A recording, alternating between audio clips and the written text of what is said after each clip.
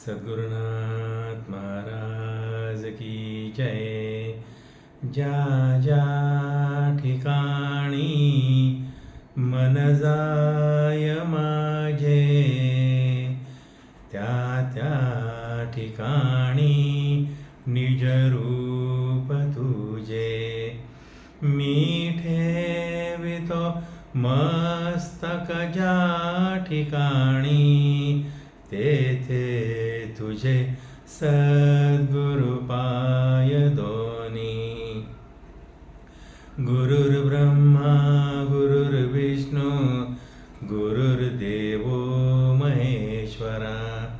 गुरु साक्षात् परब्रह्म तस्मै श्री गुरवे नमः. शान्ताकारं भुजगशयनं पद्मनाभं सुरेशं, विश्वाधारं गगनसदृशं मेघवर्णं शुभांगं, लक्ष्मीकान्तं कमलनयनं योगिभिर्ध्यानगम्यं. वन्दे विष्णुं भवभयहरं सर्वलोकैकनाथं. सद्गुरुनाथ महाराज की जय. सद्गुरु परम पूज्य कस्तुरे महाराज की जय. जय श्री कृष्ण. जय योगेश्वरा. नमो नारायण.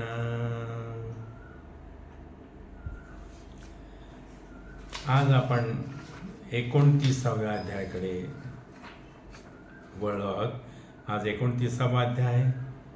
तर साधारणपणे शेवटचे जे 2 अध्याय असतात, म्हणजे 29वा आणि 30वा, तर हे उद्यापन कसं करावं किंवा व्रताची सांगता कशी करावी आणि त्यानंतर मग त्याची फलश्रुती, असे ते दोन्ही मिळून ते हे श्लोक असतात. त्यातला 29वा श्लोक आज आपण घेणार आहोत. अध्याय. श्री गणेशाय नमः. ओम नमोजी अपरिमिता आदि अनादि मायातीता षड्विकार गुणरहिता सर्वनिरंजना. तू तव सकळ चाळक हृदयस्था अप्रमेय अद्वैत अवस्था. चरणी तव माझा माथा अनाथनाथा दीनबंधो. अनाथांचा तू नाथ हे तो ब्रीद त्रिभुवनी विख्यात. ऐसे असता घडे विपरीत हे ते मात अनुपम्य देवा. संसारी आमची आपदा रोगे व्याप्त सकळ संपदा. कौतुक पाहसी गोविंदा हे तव ब्रीदा विलक्षण. दुर्जनी आम्हा ते गांजावे निरपराधे छळावे. हे तव तुवा अवलोकावे उचित केशवा न शोभे. असो आमच्याची भोग पाही तुझवर बोल ठेवू नि काही. जैसे असेल माझे दैवी तेच पदवी सुखे भोगू. ऐका श्रोते हो समस्त श्री कृपाबळे हा ग्रंथ. संपूर्ण हो आला तेथ असो अवगत इत्थंभूत. तरी फलश्रुती अवधरा. श्लोक. नारायण उवाच. शृणु सुंदरे वक्ष्यामि व्रतानाम् उत्तमं व्रतं. कथितं तद्विहितार्थाय सर्वलोकोपकारकं. यदा भवेद् व्रतं पूर्णं तदोद्यापनमाचरेत्. विनोद्यापनयोगेन तस्य सर्वं विनश्यति. टीका. लक्ष्मीप्रती वदे नारायण. हे जे व्रत आचरण पूर्ण तरी वरवे की जे उद्यापन न घडे तरी निर्फळ जाणीजे. उद्यापन केलिया सकळ लाभे तयाचे संपूर्ण फळ. जैसे बीज पेरिता कृषीवळ फळ लाभे राशीवर. मग लक्ष्मी वदे हो जी स्वामी. कैसे उद्यापन कीजे आम्ही ते सकळ निवेदावे तुम्ही. कैसा विधी ते समग्र. ऐकून लक्ष्मीचे वचन बोलता झाला जनार्दन. म्हणे ऐका हो एकाग्र मन अत्यादरे सुंदरी. तुवा जे जे आम्हा प्रश्निले ते ते सर्वही निवेदिले. परम उपकारणीये भले बोल चांगले तुझे हे. संपूर्ण मासवरी हे व्रत अथवा द्विरात्री त्रिरात्री आचरत किंवा एके दिनी अर्शिलते तरी उद्यापन नेमस्त करावे. आता उद्यापन ते कैसे कीजे तेही सांगतो ऐकीजे. संपूर्ण मास भरता जाणीजे उद्यापन विधियुक्त. प्रातःकाळी उठोनिया स्नानविधी नित्यनेम करोनिया. देवदेवतार्चन सारुनिया उपर्ये क्रिया आचरीजे. आणुनिया कर्दळी स्तंभ मंडप उभविजे सुप्रभ. गुढ्या तोरणे उभवी नभ आणिक नाना विधी वाद्ये पै. स्थापोनिया सर्वतो भद्र रंगमाळा चित्र विचित्र. घालून कीजे यंत्र विचित्र अति सुंदर मध्यभागी. तयावरी कलश स्थापुनी सुवर्ण प्रतिमा करुनी. पुरुषोत्तम देवता म्हणूनी स्थापिजे ते स्थानी आदरे. मग यथा सांग षोडशोपचारी पूजा कीजे अति आदरी. गंधाक्षदा पुष्प सुवासितवरी परिमळ धुसुरी अर्पावे. नाना नैवेद्य पक्वान्न तांबूल दक्षिणा निरांजन. वस्त्रे अलंकार अर्पुन मंगळ आरती पैकीजे. मग पाचारुनी ब्राह्मण सह दंपत्ये असावी जाण. तया पूजा करून वस्त्र अलंकार अर्पावे. ऐसे दंपत्य त्रय त्रिणी दशक अक्षरे असावी तेही देख. तया ते वायनादी जे प्रत्येक नाना प्रकारे सी जाण पहा.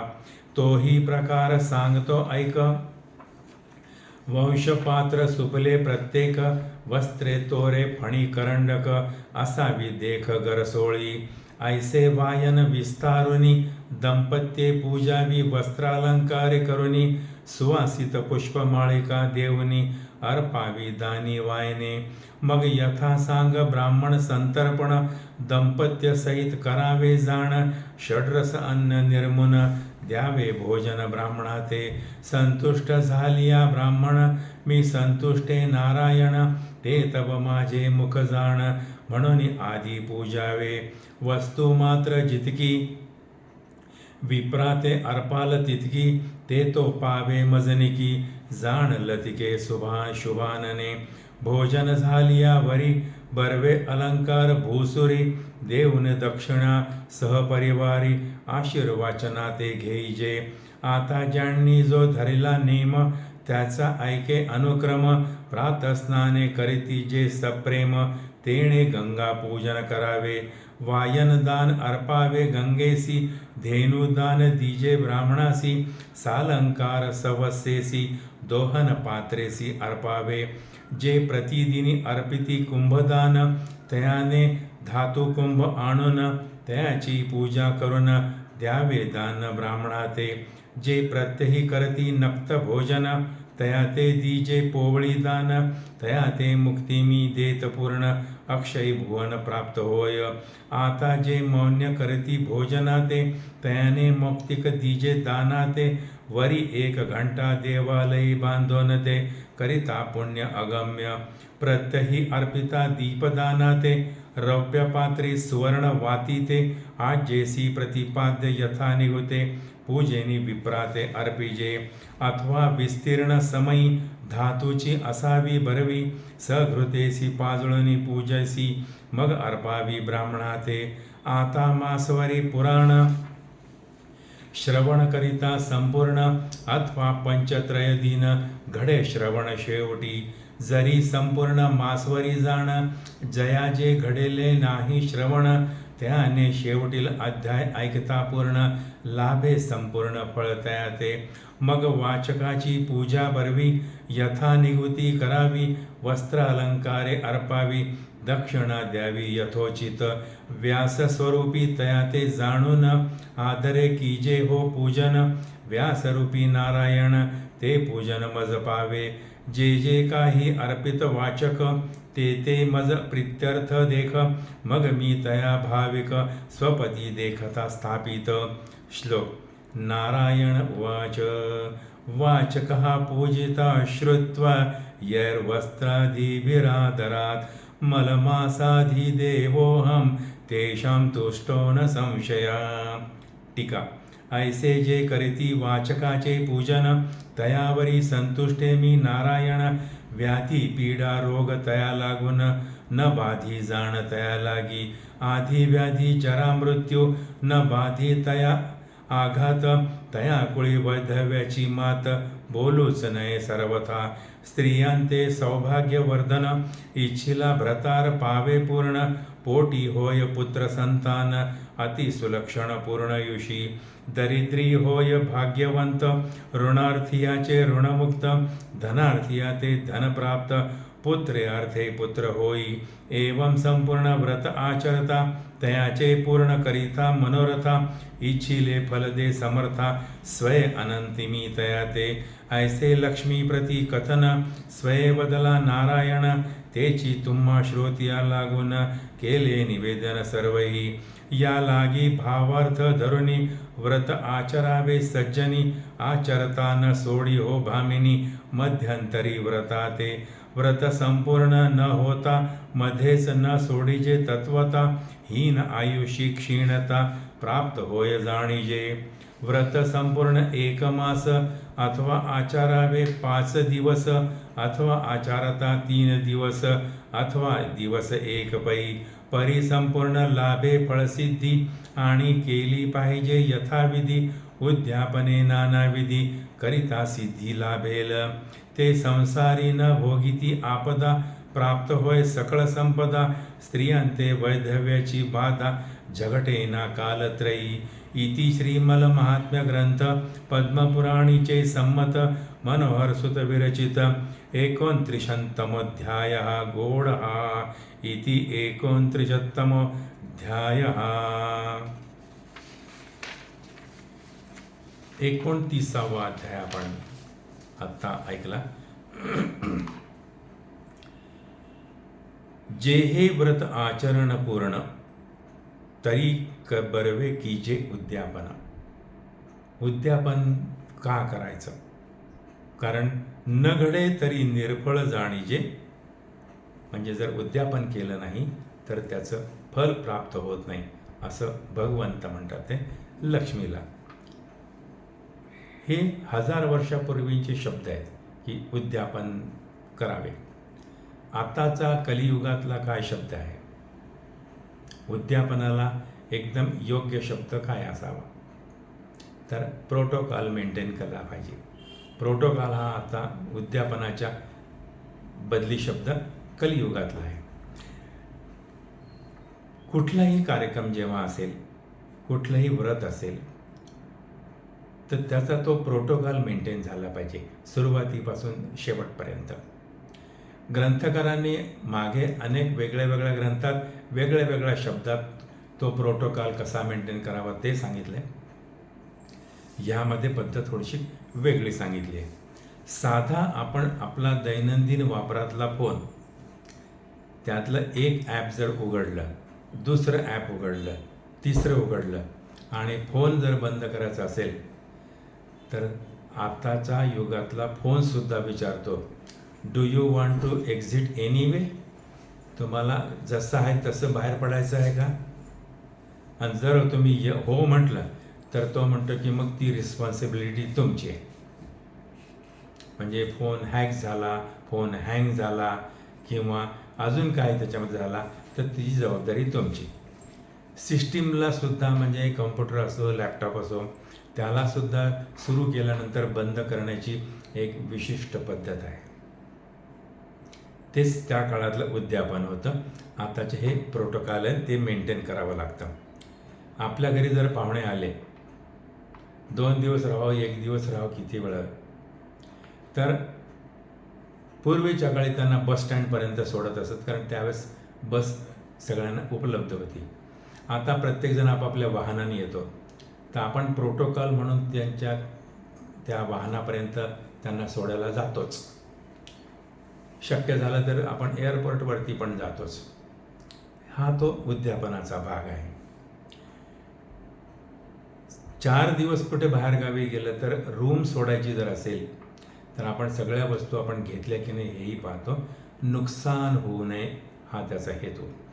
या उद्यापनामध्ये सावधानता बाळगून संपूर्ण व्रत पूर्ण जे सांगितलं आहे त्या पद्धतीने झालंय की नाही यासाठी हे उद्यापन करायचं असतं. मग व्रत 1 दिवसाचं असो, 2 दिवस असो, 3 दिवस असो, महिनाभर असो, तर कोणी कसं व्रत केलं तर त्याने उद्यापन कसं करावं हे भगवंत सांगतात.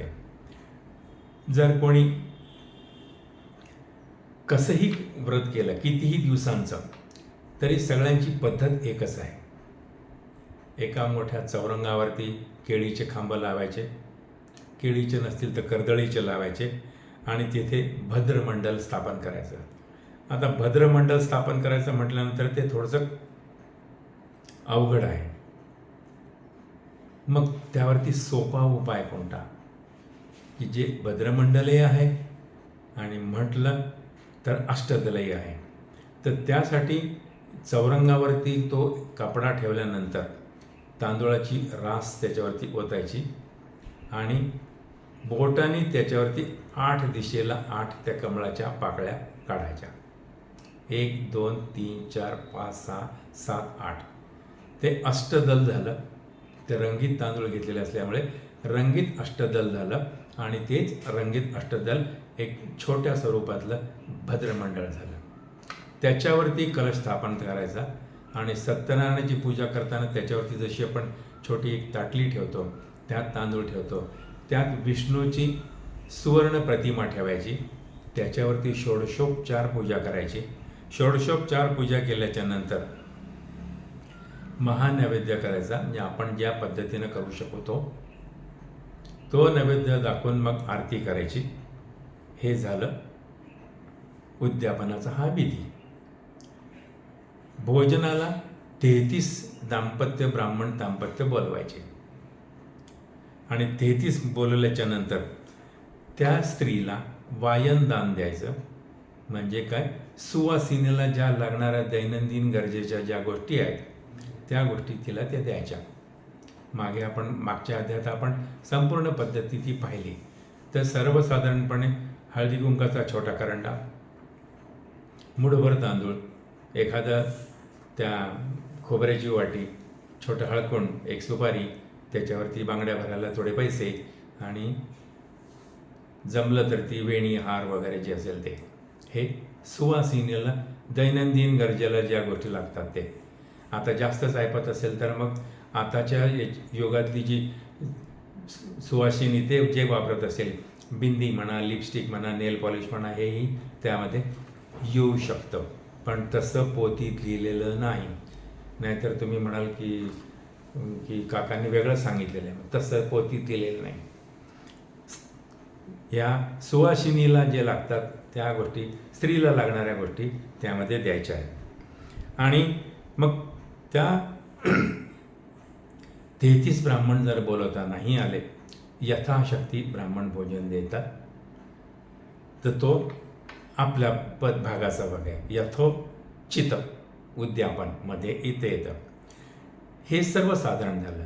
पण आता जर का कोणी हे पुरुषोत्तम मासाचे, हा अधिक मासाचा वेगळंच व्रत केलं असेल, की मी फक्त गंगेवरती जाऊन स्नान करीन आणि त्यांनी फक्त गंगेवरती स्नान केलं, मग त्यांनी हे व्रताचं उद्यापन कसं करावं? त्यांनी ज्या नदीवरती, ज्या सरोवरावरती जिथे स्नान केलं असेल तिथे जावं दुसऱ्या दिवशी आणि त्या नदीला तिचं पूजन करावं आणि तिलाही सुवासीन समजून एक वायनदान तिला अर्पण द्यावं. घरी आल्यानंतर यथोचित जर आर्थिक क्षमता असेल तर गाय द्यावी ब्राह्मणाला आणि गाईचं दूध काढायचं भांडं जे आहे तेही द्यावं. म्हणजे त्यामध्ये दोहन पात्र म्हटलं आहे. आता हे गाय दान करावी हे असं का म्हटलं होतं? 1000 वर्षापूर्वी हे एक धन होतं, गोधन. हे धनाचं स्वरूप होतं. आताचं धनाचं स्वरूप वेगळं आहे. आता चलनी नाणी आहे, चलनी नोट आहेत. तर त्यामध्ये ती तशी एक नोट आपण देऊ शकतो. कारण त्यावेळेस धन गाईचं होतं, गोधन. ज्याच्याकडे जितक्या जास्त गाई तितका तो श्रीमंत. मग दान केल्याच्यानंतर मग श्रीमंतीमध्ये हेच मोडायचं की गाय दान केली आहे, कारण उपलब्ध धन तेच होतं. आता उपलब्ध धन करन्सी आहे, तर ते आपण देऊ शकतो त्याच्या बदल्यामध्ये.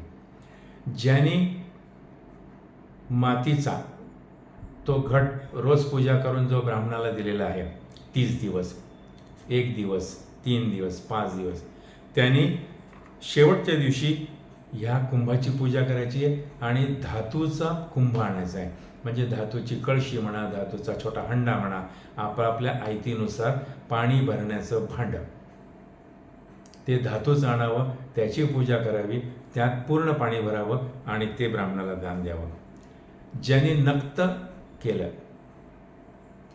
नक्त व्रत केलंय त्यांनी पोळे दान करायचे, 1 पोळा, 2 पोळे, जे शक्ती असेल त्या. तर ज्यांनी मौन भोजन केलं असेल महिनाभर त्याने मोती द्यायचे आणि मोती दिल्यानंतर कोणत्याही देवळामध्ये जाऊन 1 घंटा बांधायची आहे.